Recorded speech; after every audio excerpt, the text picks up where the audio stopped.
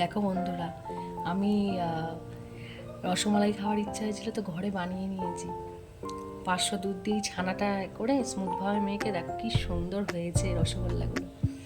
এবার এদিকে দুধ মালাইয়ের জন্য দুধ ফুটানো হচ্ছে, এগুলো নিয়ে আর তুলে দিয়ে দেবো।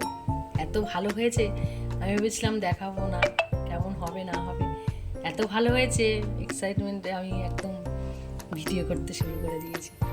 দেখো এখনো ধোঁয়া উঠছে, আর দেখো মালাইটা ফুটছে, খুব সুন্দর হয়েছে, একটুও ভাঙেনি রসগোল্লাগুলো। আমি ময়দা কিছু ইউজ করে ছানাতে করেছি।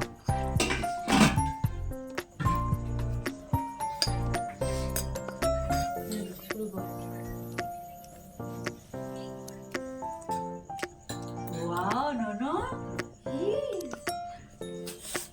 Super.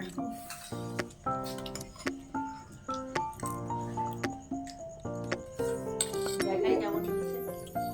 আমি নিজেও ভাবতে পারিনি এত সুন্দর হবে।